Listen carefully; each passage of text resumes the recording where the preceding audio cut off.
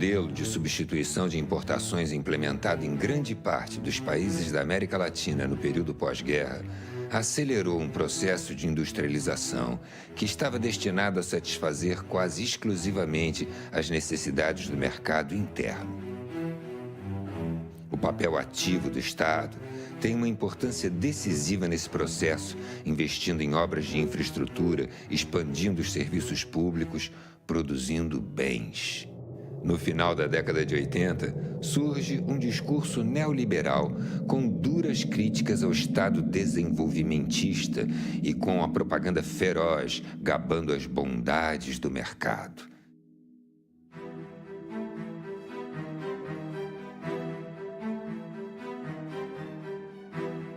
Um exemplo nesse sentido é o programa de privatizações das empresas públicas que, com diferentes ritmos, se impõe em todos os países latino-americanos.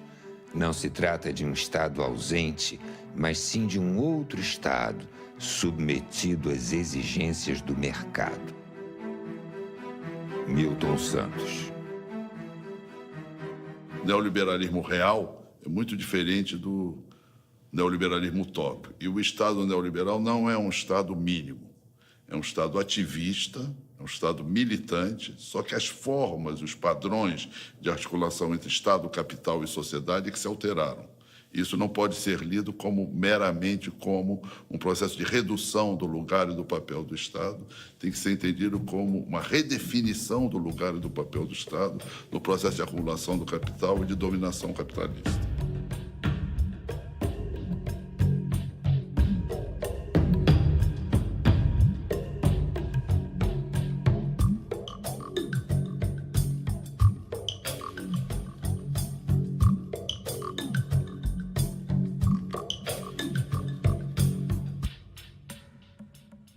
Fernando Collor e Fernando Henrique Cardoso, os Fernandos comprometem o Brasil num projeto de inserção na globalização mundial e, ao mesmo tempo, subpriorizando o desenvolvimento das forças produtivas internas.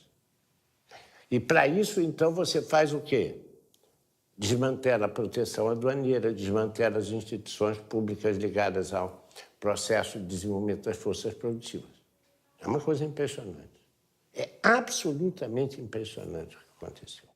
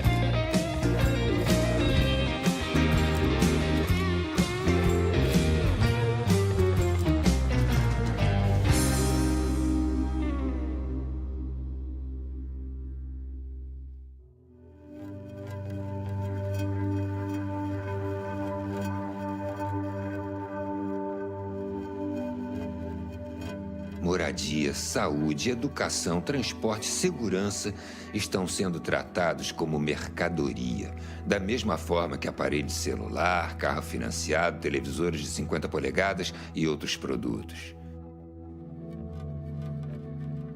Sem contar que o primo rico da história, o sistema financeiro, é o grande beneficiário sem produzir nada, além de acumular papel pintado e moedas plásticas.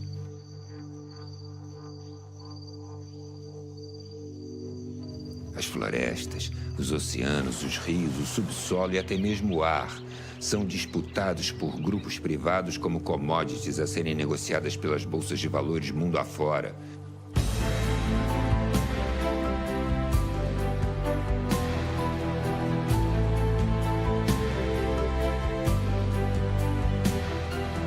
Imagine, cidadão, que o ar que você respira agora no raso da Catarina pode estar sendo vendido em Singapura.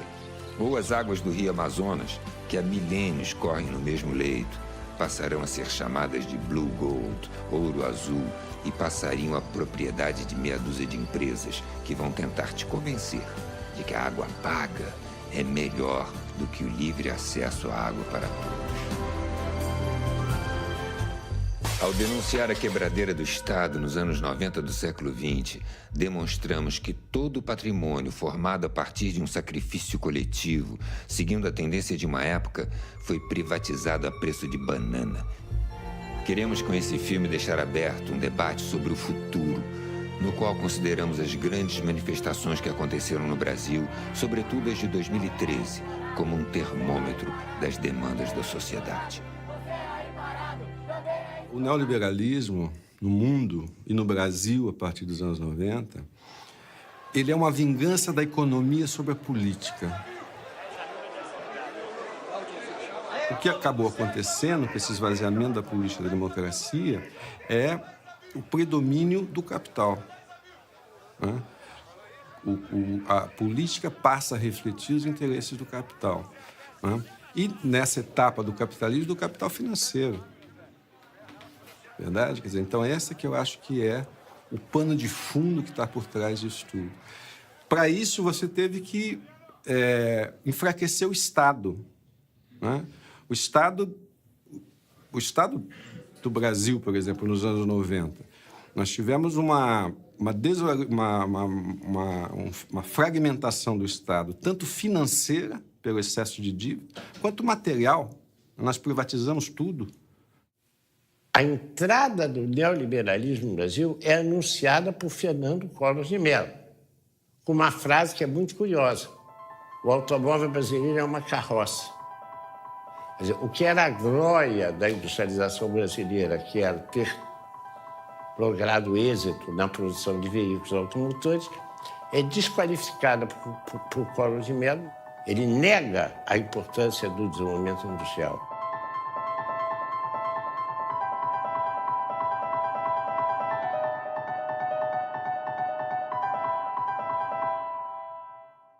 Fernando Henrique Cardoso é muito mais sofisticado. Ele não faz esse tipo de discurso. Ele faz um outro discurso. O Brasil tem que se inserir dentro das tendências mundiais. A tendência mundial é a globalização. Exportar é a solução para o Brasil. O Brasil precisa voltar a ser uma economia exportadora. Forte economia exportadora. Isso é levado às últimas consequências associadas com a ideia da privatização. Foi ocupando cada poro do Estado brasileiro. Quando eu fui para o governo federal, eu fiquei muito impressionada com isso. De perceber que na máquina do Estado, você tinha aqueles moços biotipo da escola de Chicago, sabe? Cabelo escovinha, Cooper de manhã, fortes, com uma cabeça absolutamente feita, assim, que desconhecia completamente a sociedade brasileira. Lembra da época do Collor, que ele punha aquele elefante, era uma propaganda de que o Estado era um elefante pesado, perdulário, ineficiente, que gastava muito dinheiro, e a ideia era de que o mercado tinha solução para tudo. Já foi importante uma forte presença do Estado na economia. Só que o Estado engordou muito em áreas não prioritárias para você, cidadão. Ficou pesado. Com a desestatização, o Estado vai investir pesado em saúde, educação, habitação, saneamento e segurança. Um Estado pesado incomoda muita gente. Incomoda mesmo. Governo do Brasil, a prioridade é o cidadão. Ao longo dos anos 1990, o apoio da mídia às privatizações foi total, repercutindo e massificando o discurso neoliberal. Desestatização, porque o Brasil não pode ficar para trás. A mídia tem um papel fundamental nesse processo, né? Porque a mídia os meios de comunicação em geral, né? Lato sensu, né? Quer dizer, é televisão, é rádio, é cinema, internet, tudo isso tem uma influência enorme para formar a opinião das pessoas, né? E a mídia, naquela época, teve um papel importante, inclusive no ataque àqueles economistas que alegavam que aquela política neoliberal seria prejudicial ao desenvolvimento brasileiro, chamando esses economistas de dinossauros.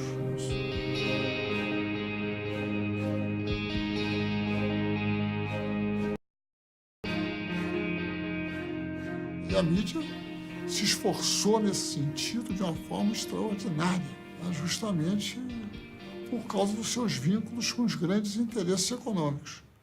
E os grandes interesses econômicos brasileiros hoje, no Brasil, instalados no Brasil, são multinacionais. E os nacionais, muitas vezes, também estão vinculados a eles. O povo brasileiro perdeu o controle sobre suas principais riquezas, que foi o minério, que foi os transportes e também, que pouca gente se lembra, a venda de 40% das ações da Petrobras pertence a acionistas capitalistas, que a maioria deles moram nos Estados Unidos, porque o que interessa é a contabilidade das empresas.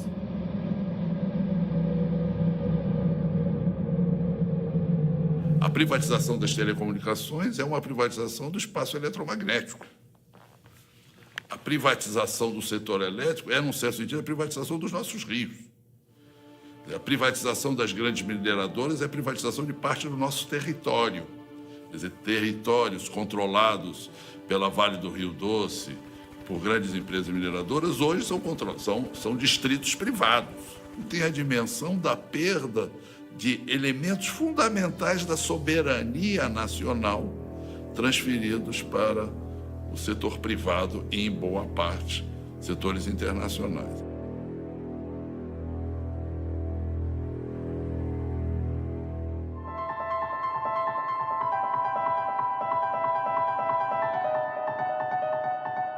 Foi um processo de desconstrução do Estado. E não foi uma reorganização, não houve um planejamento estratégico, na verdade foi uma interpretação de que o Estado era o problema do país. E a resolução desse problema passava pela destruição, pela desconstrução do Estado.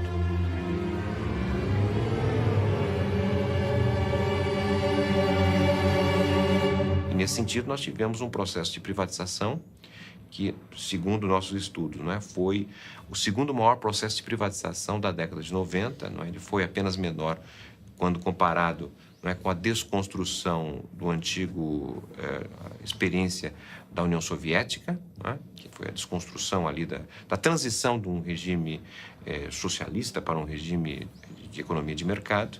Então, a nossa desconstrução nos anos 90 equivaleu a geração de receita de ao redor de 100 bilhões de dólares, que naquele momento, nos anos 90, equivaleu a cerca de 15% de todo o PIB, que foi transferido do setor público para o setor privado.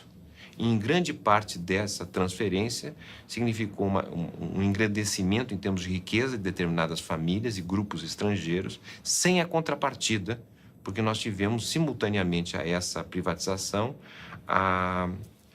uma redução de 500 mil de postos de trabalho.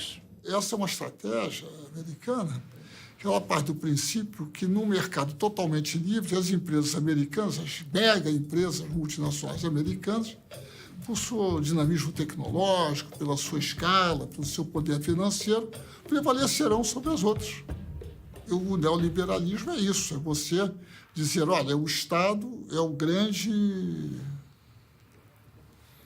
adversário da eficiência econômica. Então é necessário reduzir o Estado ao mínimo. Aí vem as privatizações, né?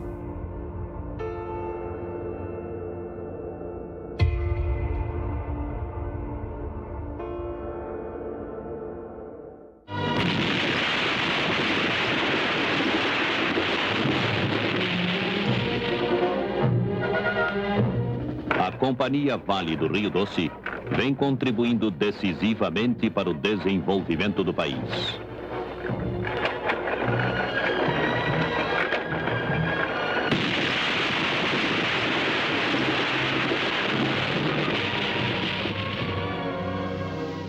A Vale do Rio Doce foi criada em 1942 pelo presidente Getúlio Vargas. A partir de 1969, a empresa tornou-se a maior exportadora de minério de ferro do mundo e foi estratégica para os planos de industrialização do país. A Vale foi privatizada em 1997 por um valor irrisório em relação ao seu patrimônio e ao seu potencial. Naquela época, já se tinha notícias da reserva mineral da Serra Sul, em Carajás, onde se estima haver 10 bilhões de toneladas de minério. Hoje, este é considerado um dos maiores projetos de extração da empresa, chamado de Projeto S11D. Houve forte resistência de trabalhadores, sindicatos e da sociedade civil, que chegaram a conseguir por diversas vezes na justiça o adiamento da data do leilão. A Vale foi vendida por cerca de 3 bilhões de dólares naquela época. Menos de um ano depois da venda, o faturamento da empresa foi superior a 10 bilhões de dólares, ficando nítido que a resistência à privatização tinha fundamentos. Uma empresa estatal, ela olha vários outros aspectos que uma privada não pode, não cabe a uma privada olhar. Não é pecado ela não olhar, não lhe cabe olhar isto. A empresa estatal, ela tem esse objetivo maior de olhar o conjunto do país, onde ela possa colocar os seus recursos ou as suas expertise, né, de forma favorável para o país. Ela tem que olhar também para a questão da industrialização associada aos seus projetos. No caso, era uma obrigação da Vale fabricar trilhos aqui e projetar vagões para o Brasil, locomotivas, estimular o desenvolvimento direto de uma indústria ferroviária própria, ter esses cuidados. A estatal tem que ter esses cuidados.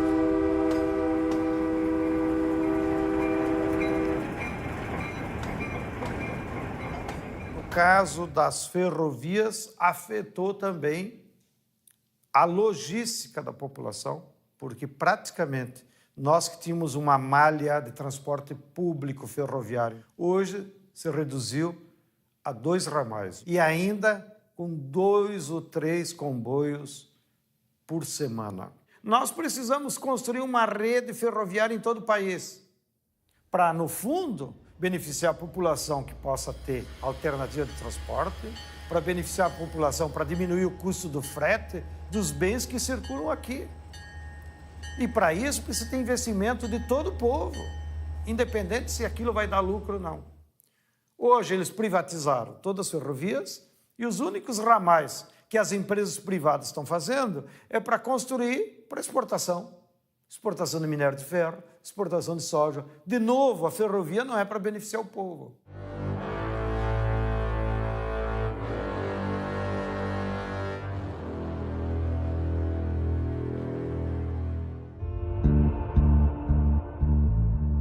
O saldo da privatização do setor elétrico foi desastroso para todo o Brasil.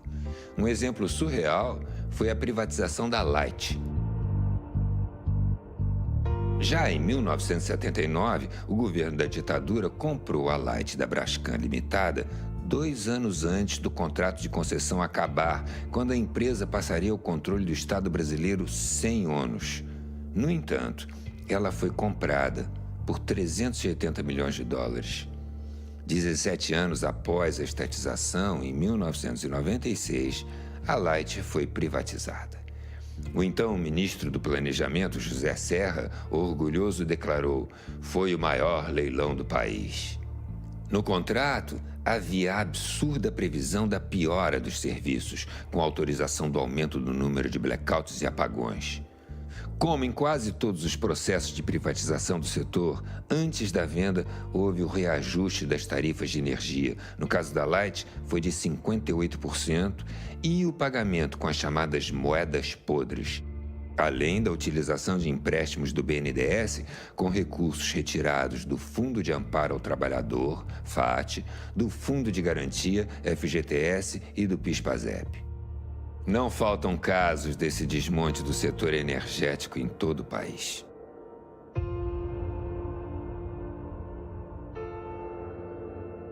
A condução da privatização do setor elétrico brasileiro foi absurda.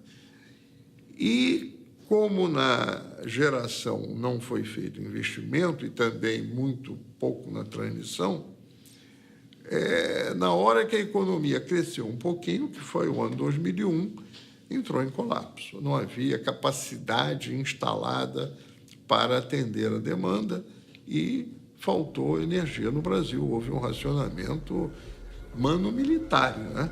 As famílias foram obrigadas a reduzir seu consumo sob ameaça de desligamento. E a Light apagou o Rio de Janeiro.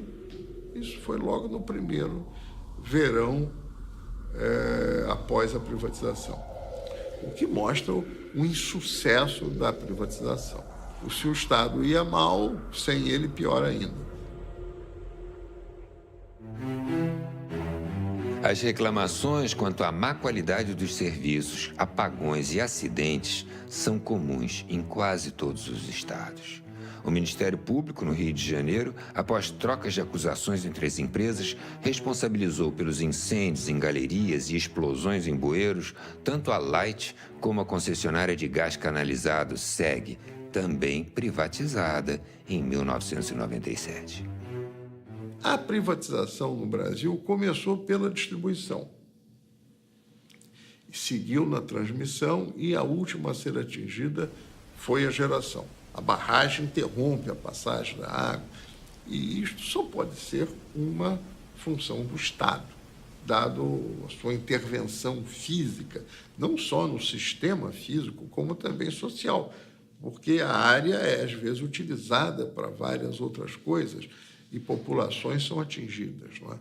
Então, o papel do Estado aí, né, na geração elétrica se torna mais flagrante, a ideia do monopólio natural devido a essa forma de geração. É uma história muito triste, no caso da energia elétrica, porque o Brasil, que tinha na hidroeletricidade a grande componente da matriz energética brasileira, que era, do ponto de vista mundial, economia de grande porte, o Brasil tinha a matriz energética melhor do planeta, ainda é muito boa, mas perdeu muito metendo os seus pés pelas mãos. E se meteu os pés pelas mãos de tal maneira que o Brasil, que tinha uma das tarifas de energia elétrica mais baixas do planeta, hoje já tem uma das mais elevadas do planeta.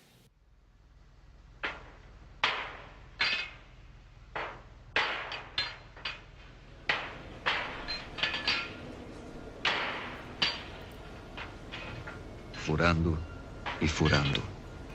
200 metros, 500 metros, 2.000 metros, 5.000 metros, até jorrar o petróleo.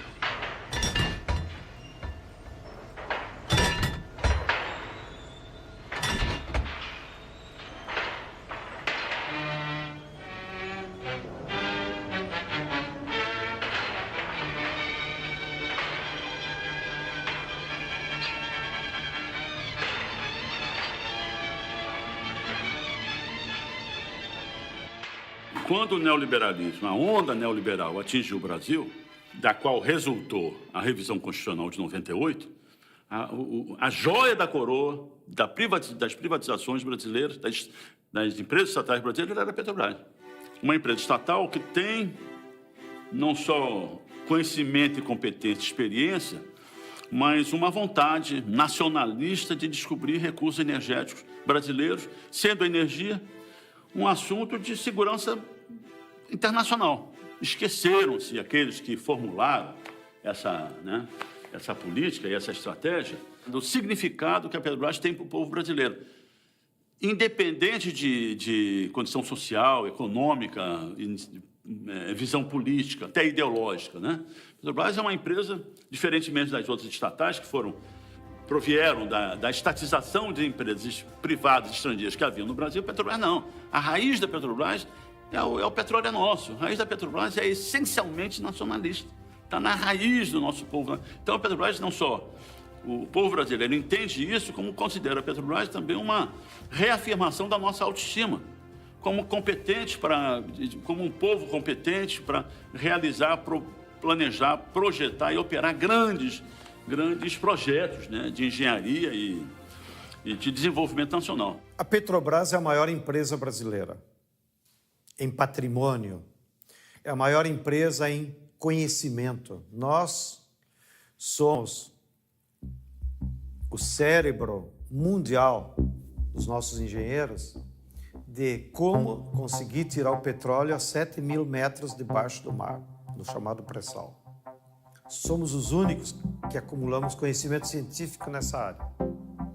Nós somos a empresa de maior potencial de exploração, porque, teoricamente, todo o petróleo pertence à nação. O Fernando Henrique, como é uma empresa grande e era a pérola da coroa, ele tentou privatizá-la e transformá-la numa empresa comum. Inclusive mudando o nome, né? Para Petrobras, porque eles diziam que os gringos não conseguiam pronunciar o Brás com S. Olha o nível de mediocridade dessa nossa burguesia subalterna, da qual o Fernando Henrique foi o seu principal porta-voz e representante. Mas por ela ser tão grande, não deu tempo eles seguirem o caminho natural da privatização. Eles tentaram pela venda das ações, tentaram pela quebra do monopólio, e isso conseguiram.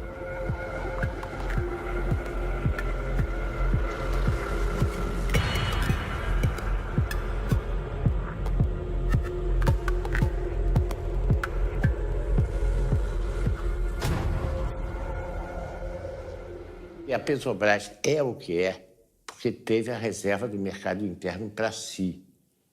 Não foi por nenhuma outra razão, é porque tendo o mercado interno para si no negócio do combustível, ela pôde o quê? Acumular recursos, competência, visão de futuro, departamento de geologia e poder se converter na empresa que se converteu. Entretanto, repare que a privatização, no caso da Petrobras, o que é que ela fez? Cortaram pernas da Petrobras. Cortaram a perna petroquímica da Petrobras, cortaram a perna dos fertilizantes da Petrobras.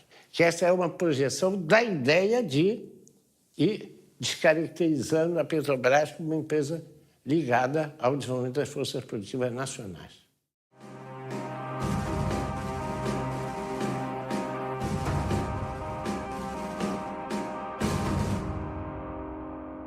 A privatização das telecomunicações foi um crime contra o Brasil e muito pouco compreendido.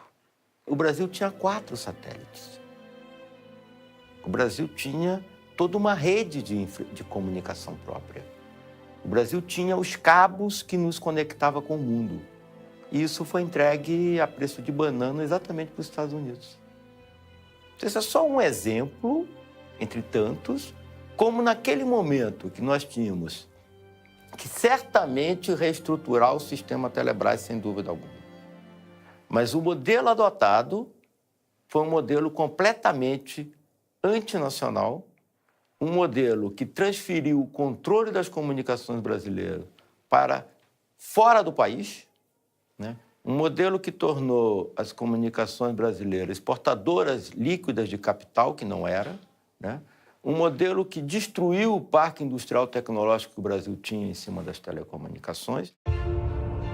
O sistema Telebrás recebeu fartos investimentos a partir de 1996 e, após ser desmembrado em 12 empresas, foi a leilão em 1998.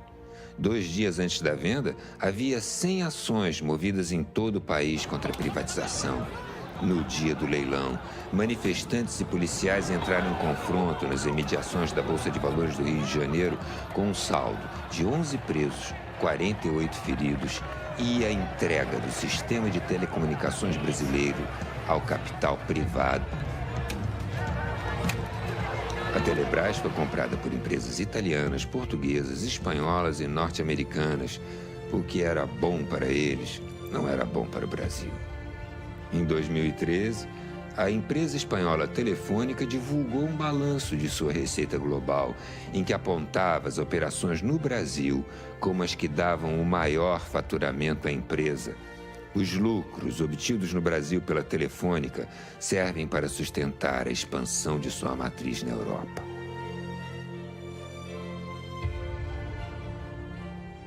Se pensou inicialmente que a privatização ela traria concorrência para o setor, poderia trazer a qualidade dos serviços, redução dos preços. Então, a ideia da privatização que o consumidor tinha, e todos nós da defesa do consumidor, era justamente isso, que nós pudéssemos trazer qualidade de vários serviços para os consumidores e também poderíamos ter acesso a bens e serviços que até então não era possível.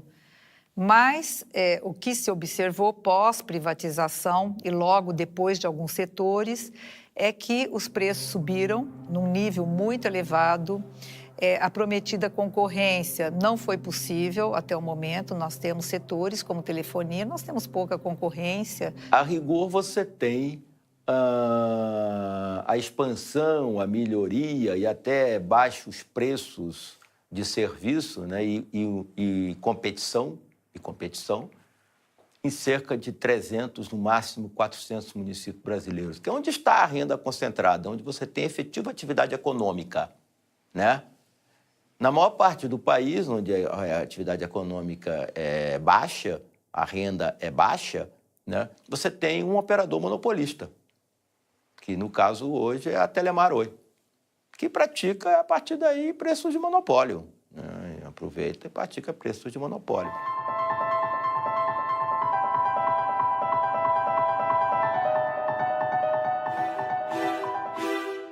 As agências reguladoras, ANEEL, Anatel, ANP, Anvisa e agências estaduais foram criadas no Brasil como parte do pacote das privatizações.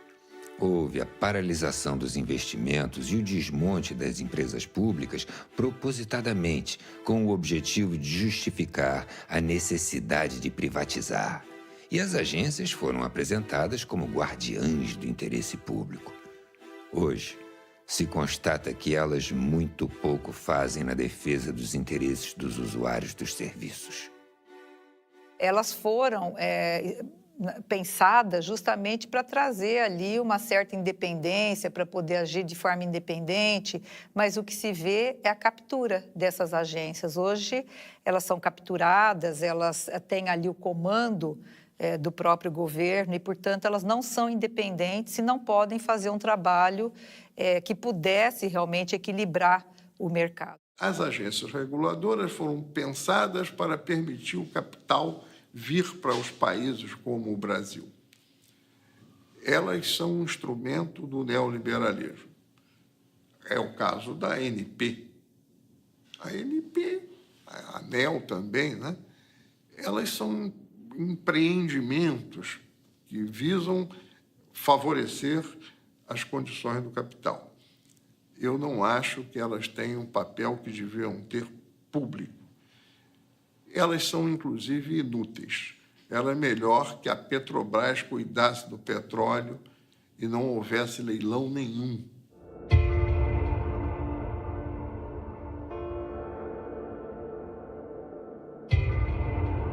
A privatização não ocorreu apenas pela venda do patrimônio material do Estado. A lógica privatista fez dos serviços públicos uma riqueza a ser privatizada. As pessoas, quando têm um filho doente, elas estão mais ou menos dispostas a pagar a qualquer coisa, raspa a gaveta e consegue. Então, quando você privatiza esse tipo de serviços e torna eles com objetivo lucrativo, você deforma todo o processo. Na saúde, tinha 2 projetos, para mim, em disputa. O projeto da reforma sanitária, construído nos anos 80, que está colocado, de uma certa forma, apesar de algumas mudanças já, na Constituição de 88 e na lei orgânica, nas leis orgânicas, e o projeto privatista. E o projeto privatista torna-se hegemônico. Em 2 anos, foram fechados 11 mil leitos públicos e criados 8 mil e poucos leitos privados. A implementação do SUS foi muito incipiente, o subfinanciamento, a não realização de concurso público, a precarização do trabalho, a terceirização. Enfim, o abandono da bandeira da reforma sanitária. Uma mentira do tamanho de um elefante. Com a desestatização, o Estado vai investir pesado em saúde, educação, habitação, saneamento e segurança. Lembre-se, cidadão, no processo de privatização dos anos 90, eles te prometeram que o dinheiro seria investido em saúde e educação. Olha o que aconteceu. Hoje, o Brasil está entre os piores índices em saúde e educação, na maioria dos rankings internacionais. As políticas que ainda mantêm o núcleo do público, estatal, etc., como o Sistema Único de Saúde, por exemplo, o Sistema Educacional, por exemplo, são núcleos importantes, eles foram varridos de alguma forma, foram atravessados de alguma forma pelo setor privado, né? Eu cito um exemplo que tem a ver com os anos 90, neoliberalismo e privatização, um negócio chamado organizações sociais. Organizações sociais são recomendações do Banco Mundial, no documento de 1993, e que foram aplicadas no Brasil em 1997. O que é uma organização social? É uma organização privada, tá certo? Que recebe dinheiro público. Ela não precisa fazer concurso público, não precisa fazer licitação, não precisa fazer nada. Certo? E isso, hoje em dia, a gestão da saúde, da assistência social, da cultura, está atravessada por essas organizações sociais. Então, te dou um exemplo. O Sistema Único de Saúde tem 1 milhão de funcionários. 70% dos funcionários são ou terceirizados ou fazem parte de organizações desse tipo. Eu pergunto, é possível você ter uma gestão pública eficiente se 70% dos funcionários são privados? A Organização Mundial do Comércio apontou no ano de 2000 o setor da educação como o setor mais lucrativo para quem quisesse ter retorno rápido. E daí em diante nós tivemos sim ali um processo brutal de privatização. As matrículas no ano 2013, por exemplo, no ensino superior, especialmente no ensino superior, né? Mas não só. As matrículas, 90% praticamente num ano foram no setor privado.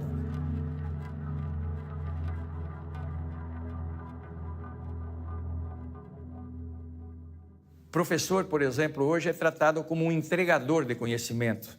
E quem pensa o conteúdo, o método e a forma de educar são institutos privados. Instituto Ayrton Senna, Telecurso Segundo Grau, Pitágoras, Instituto EQI, institutos privados. A Associação Brasileira do Agronegócio tem um investimento enorme nas regiões onde o agronegócio está mais avançado, ensinando as crianças a que o agronegócio é a salvação do Brasil. Eu li uma redação de uma criança que é, na verdade, lavagem cerebral, e que essa criança diz: agronegócio, milhões de empregos, agronegócio, autossustentabilidade, agronegócio, comida para o mundo. Então, este pensamento, além de privatizar o patrimônio e a educação ser um grande negócio hoje no Brasil, está se privatizando a concepção de educação já na educação básica.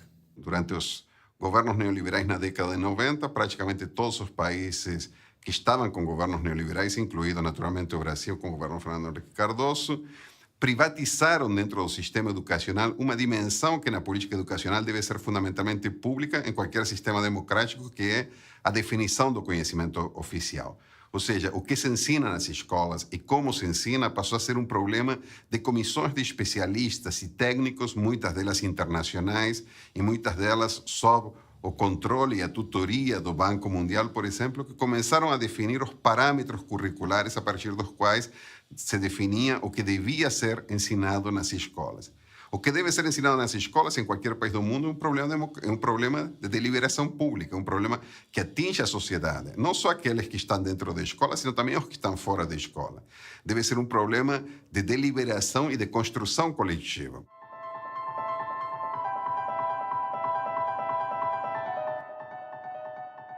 É fundamental para qualquer povo que quiser caminhar com suas próprias pernas, é que tenha o controle da sua cabeça. O controle da cabeça é o conhecimento. Seja o conhecimento universal aplicado à libertação do ser humano, seja o conhecimento tecnológico, ou seja, como fazer mercadorias de forma mais rápida e mais barata para que todo o povo tenha acesso. Então, o Estado tem que fazer pesados investimentos com dinheiro público, ou seja, é como se o Estado dissesse assim: ó, povo brasileiro, vou pegar R$100 de cada um, vocês não tomem em conta, mas esses R$100 eu vou aplicar em pesquisa, em doutor, em escola, em universidade, em laboratório, em supercomputadores, que é para nós pesquisar modos de construir novas mercadorias que a médio prazo vai voltar para você como benefício, em ser coisas mais baratas, em ser coisas que possa universalizar o acesso a toda a população. Tem coisa mais estúpida no Brasil do que nós termos ainda 14 milhões de brasileiros que não sabem ler e escrever? Que hoje tem tecnologia para você, em 65 aulas, aprender a ler e escrever. Por que a empresa privada não aplica? Porque não dá lucro.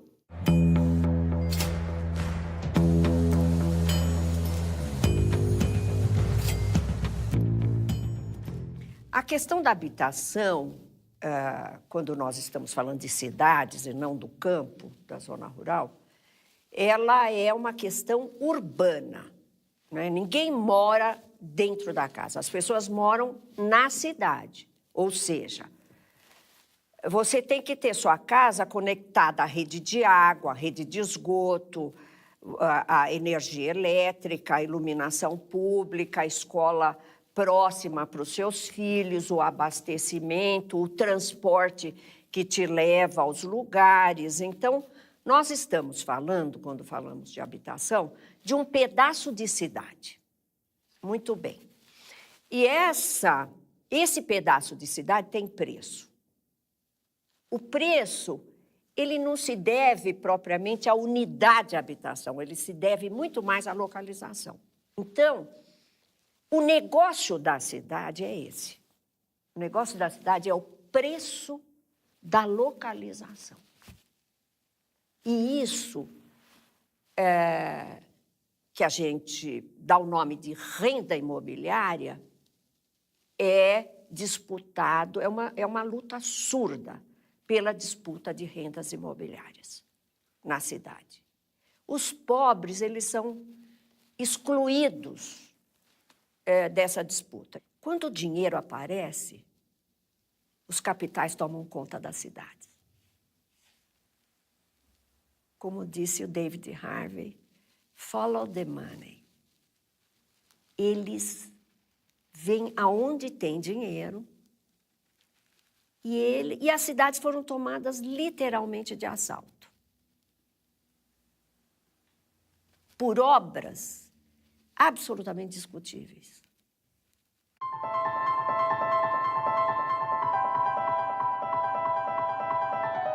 Por que são despejadas 1.500 famílias quando, pela Constituição brasileira, o direito à moradia é absoluto, foi colocado pela Emenda 29, e o direito à propriedade não é absoluto.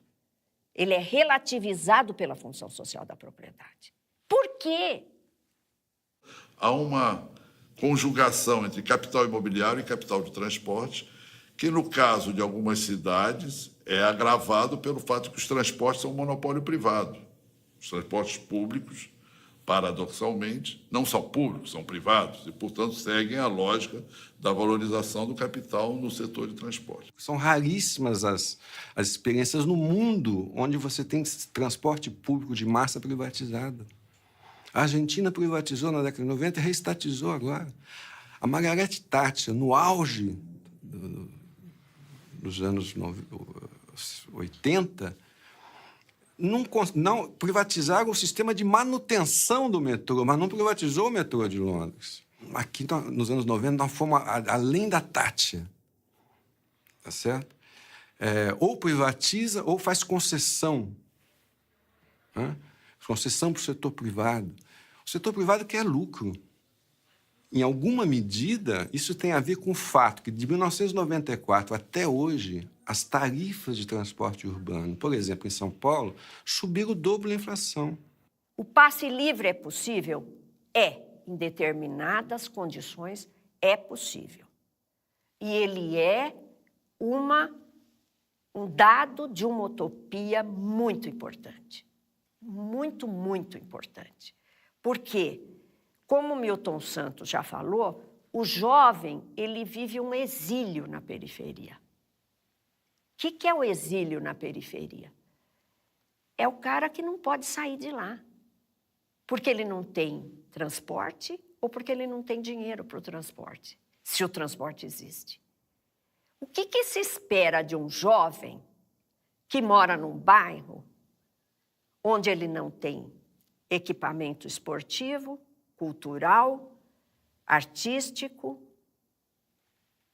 e ele não tem mobilidade? Ele é exilado.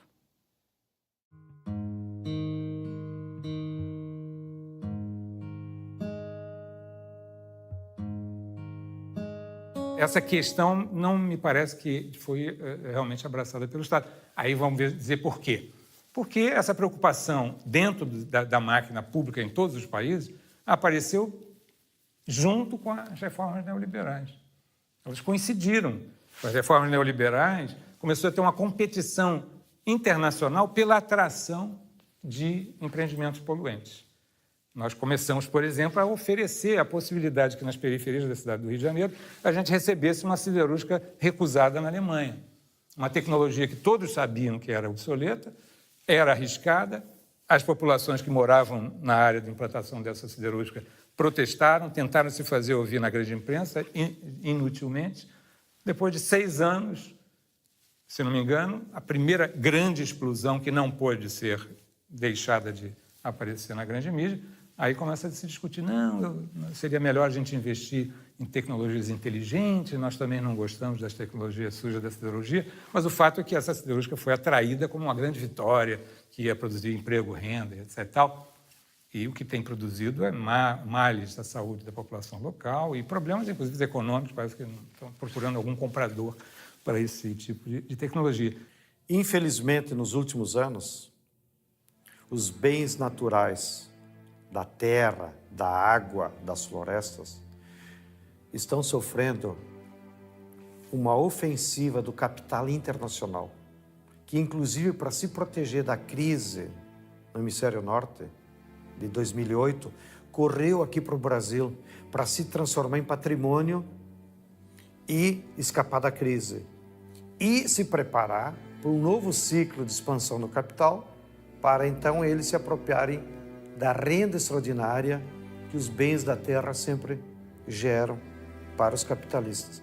Então, nos últimos 2, 3 anos, pelo que passou pelo Banco Central, mais de 200 bilhões de dólares de capital financeiro especulativo veio ao Brasil e se transformou em terra, em usina de etanol, em usina hidrelétrica e, inclusive, se apropriando da atmosfera, que eles fazem esses cálculos agora de quanto oxigênio cada hectare de floresta tropical emite na atmosfera, transformam isso num título e vendem nas bolsas da Europa como crédito de carbono para as empresas que emitem muito carbono nas indústrias poluidoras.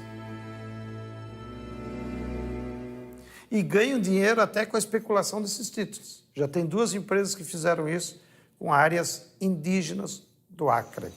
E isso leva um perigo muito grande, porque os brasileiros perdemos a soberania sobre o nosso maior patrimônio, que é a terra, a água, a biodiversidade do nosso território e agora até sobre o nosso ar.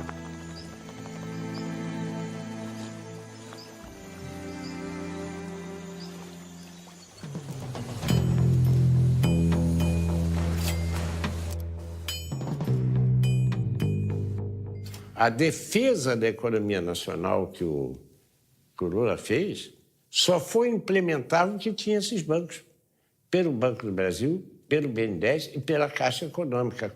Por que isso não pode ser feito na Europa? Porque, primeiro, que os europeus abriram mão da soberania monetária, né, com a União Europeia. Em segundo lugar, a maior parte dos bancos públicos foram desmantelados. A Irlanda, para sair da crise, já renacionalizou, reestatizou seus bancos. O que aconteceu nas Américas nos anos 90 não era coisa de terceiro mundo. A crise se aprofundou em 2008 nos Estados Unidos. Em seguida, o sonho da casa própria esfarelou-se também na Espanha, virou pó. Depois foi a vez de Portugal e, finalmente, quebraram a Grécia.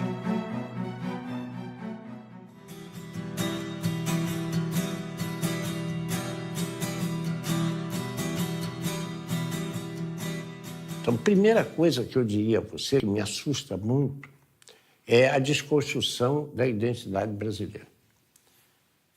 Em segundo lugar, de forma associada, é a ausência de um projeto nacional. Eu não consigo perceber um projeto educacional claro, explicitado.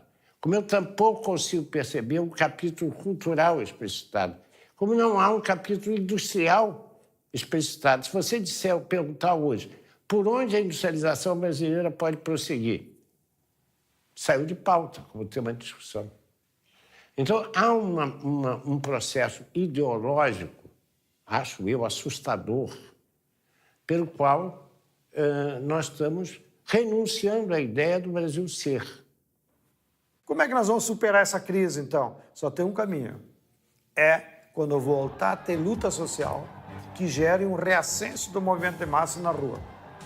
Essa energia das ruas vai obrigar a esquerda a voltar a discutir, se preparar e debater um projeto de nação. Um projeto de nação não capitalista, não naqueles formatos da década de 50, um projeto da nação dirigido pela burguesia. Um projeto de nação no sentido de organizar a economia para atender às necessidades da população. Não se trata de ter esperança, se trata de fazer mobilização e conquistar. Se nós ficarmos esperando o Estado se transformar, ele não vai se transformar.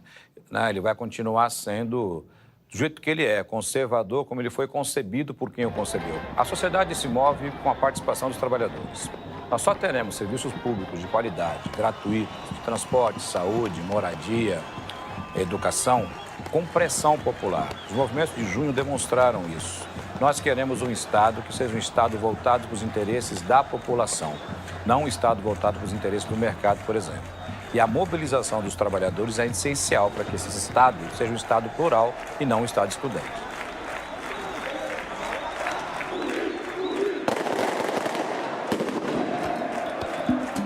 O processo de privatizações é apresentado à opinião pública como algo irreversível.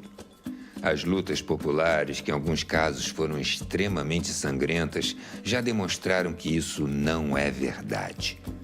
As privatizações selvagens foram revertidas, como por exemplo na Bolívia, com a privatização da água e do gás, e na Argentina, com a privatização do petróleo. Até a Islândia, um país que quebrou inteiro porque seguiu o receituário neoliberal de Washington, reverteu o processo de privatizações e voltou a se desenvolver.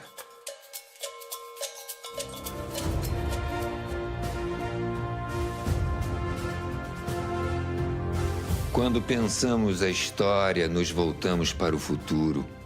Ao mostrar o processo de privatizações que ocorreu nos anos 90, estamos discutindo o Brasil que queremos construir. Um país livre e independente, que respeite o meio ambiente, as diversas culturas, os saberes ancestrais e todos os povos.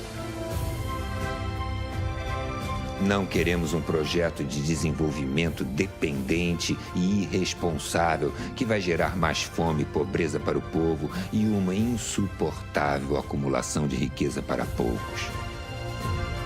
Queremos ser cidadãos e não consumidores. Sermos os sujeitos da história. Não somos números, somos gente. Como disse o professor Milton Santos, a qualidade dos serviços públicos é que assinará a carta de alforria dos moradores, em especial os jovens que vivem o destino do exílio na periferia.